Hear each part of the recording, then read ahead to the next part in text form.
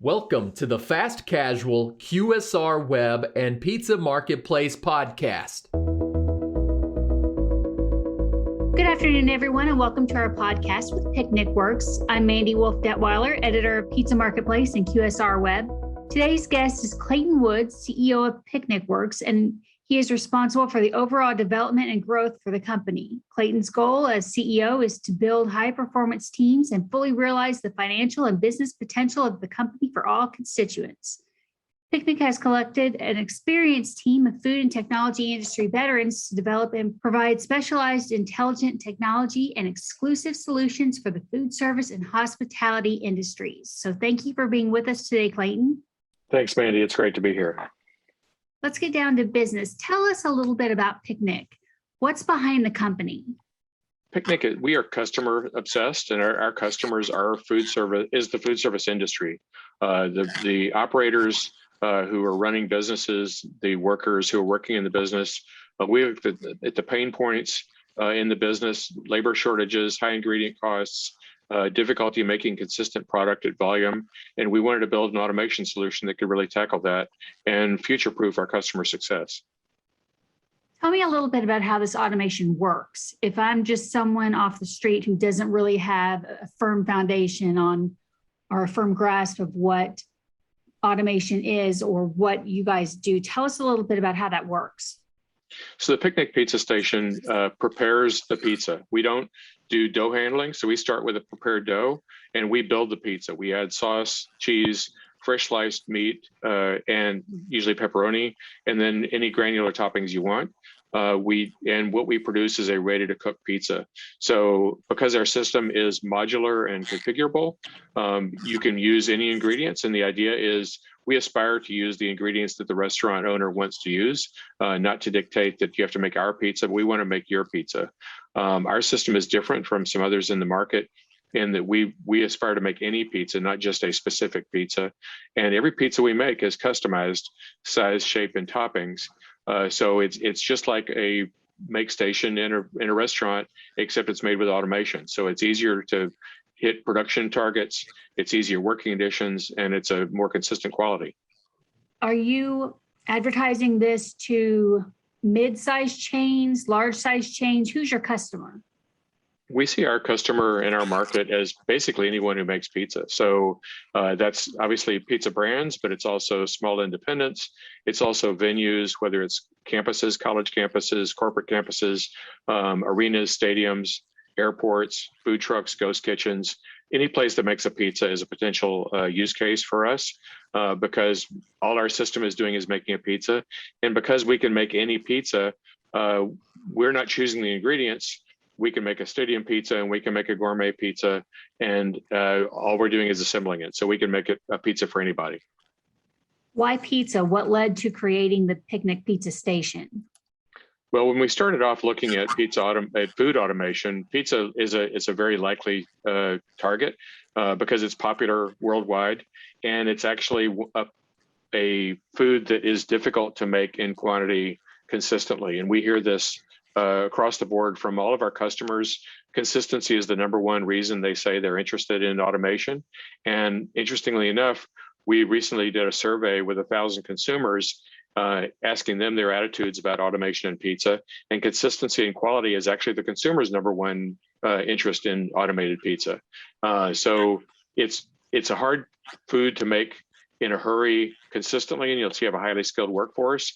And it's hard to have a highly skilled workforce when it's high turnover. And that's just the nature of the food service business today. High turnover means inexperienced workers, and experienced workers means inconsistent product.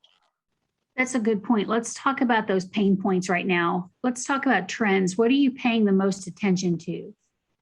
Obviously, there's been a labor shortage in food service chronically for a very long time, pre-pandemic. What the pandemic has done is really accelerate the labor shortage in food service and made it more chronic. People don't want to come back to food service. They're finding other kinds of jobs that they'd prefer to do. And we're not replacing jobs, we're replacing job openings. And we're helping operators who are struggling with a volume of digital orders, which is a new thing over the last few years, with a shortage of workers. So if you want to make a lot of food in a hurry, but make it consistently and make it high quality, automation is a great answer. Some of these issues existed before COVID. So what's the difference now, 2 years later? I think the difference is multiple differences. One is people are obviously very concerned about hygiene. Both the workers and the consumers are concerned about that. And what we're seeing is a ongoing trend that doesn't look like it's going anywhere about faster delivery, faster service. Everyone wants everything faster. And obviously delivery and carry out has really accelerated tremendously during the pandemic, where every food service operator is now in the delivery business, supporting delivering their food to their customers versus dine-in. And all the orders are coming in digitally because for that delivery. And so that leads to a very high volume of orders.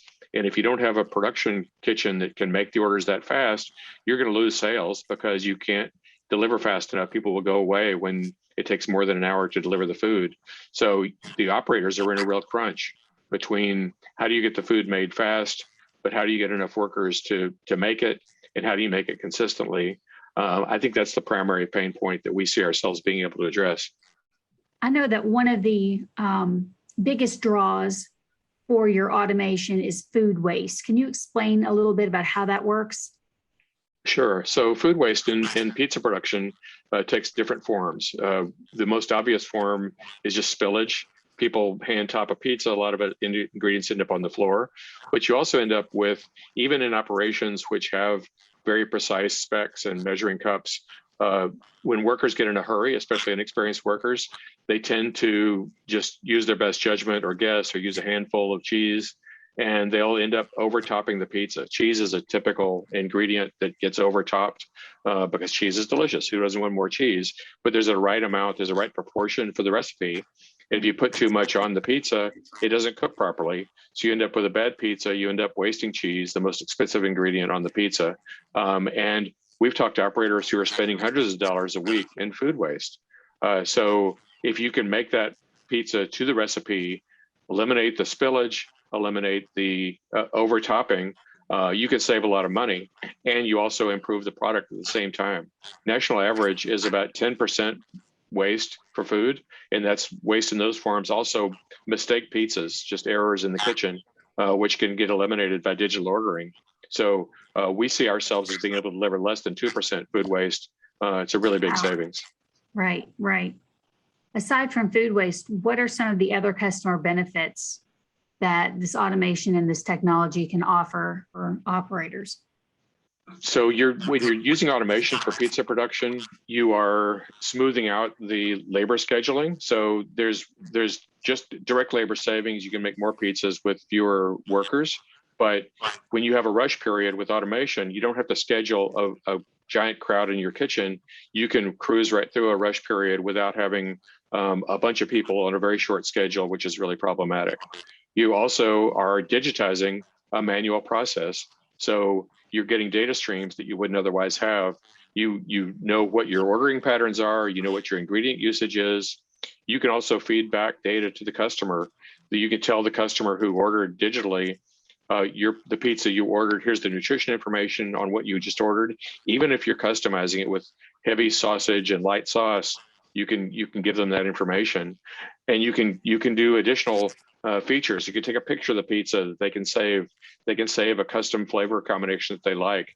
You can propose a different flavor combination, use your ingredients that they might enjoy because of their ordering history.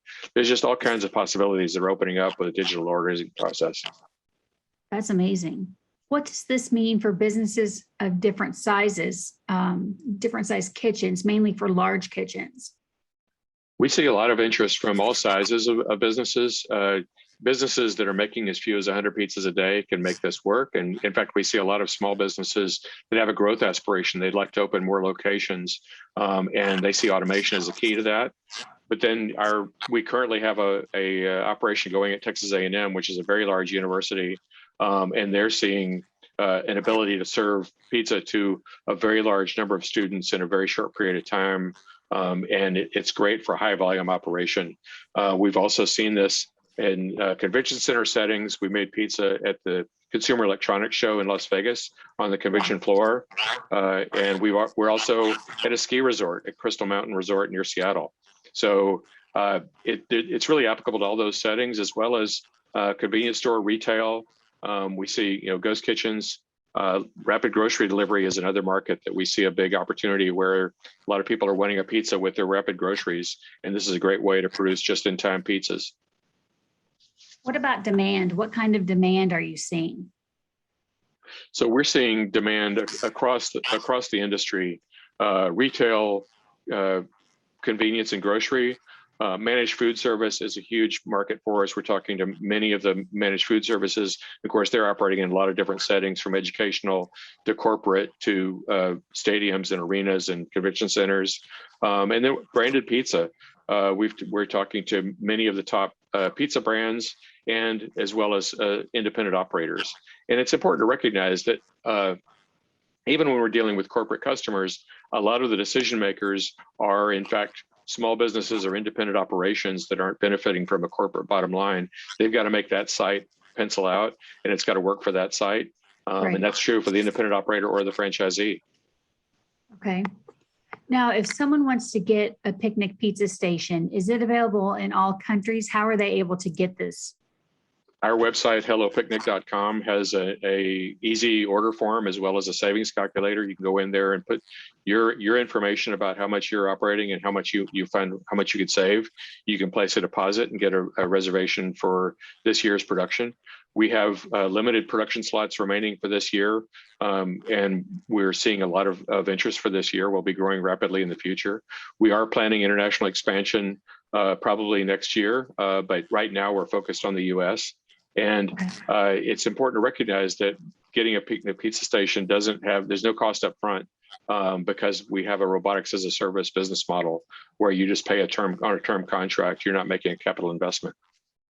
So what about the costs? How is the station priced? And what about things like maintenance? Is that included in the contract, or how does that work? There's no need to worry about blowing the budget. There's no upfront cost to receive a Picnic Pizza Station. We offer free delivery, installation, training, and maintenance for the life of the contract.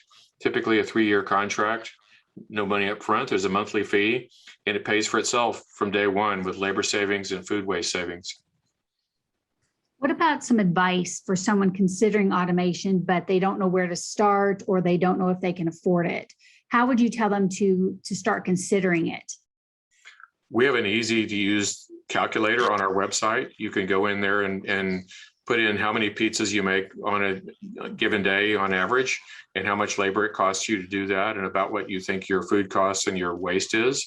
And the calculator will tell you, including the cost of our picnic station, how much savings you'll see.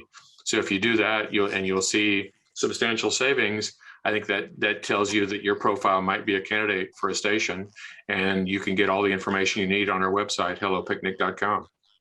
What are you working on in the future? So what's Picnic Works looking toward in 2023, 2024? What are you guys working on?